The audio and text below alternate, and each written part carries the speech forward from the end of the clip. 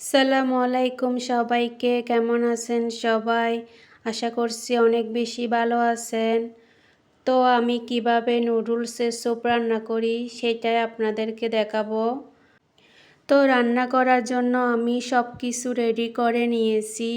এরপর তেলটা যখন গরম হয়ে গেছে আমি তার উপর পেঁয়াজ কুচি, কাঁচামরিচ, টমেটো কুচি সব কিছু দিয়ে একটু সিদ্ধ করে নিচ্ছি। তো সব কিছু হালকা একটু সিদ্ধ হয়ে যাওয়ার পর আমি আমার নুডলসগুলো তার উপর দিয়ে দিলাম। তো সবগুলো নুডলস দেওয়া হয়ে গেলে আমি তার উপর পানি দিয়ে 5 মিনিট ভালোভাবে সিদ্ধ করে নিব। তো নুডলসগুলো সিদ্ধ হয়ে যাওয়ার পর দেখেন একদম নরম হয়ে গেছে। আমি এখন তার উপর নুডলসে থাকা মশলাগুলো অ্যাড করে দিচ্ছি। মশলা দেওয়া হয়ে গেলে আমি তার উপর ভেজে রাখা আমার ডিমটা দিয়ে দিচ্ছি। আপনারা কিন্তু চাইলে ডিম সিদ্ধ করেও কুচি কুচি করে কেটে দিতে পারেন। তো আমার থেকে এভাবে খেতে ভালো লাগে তাই আমি এভাবে দিছি।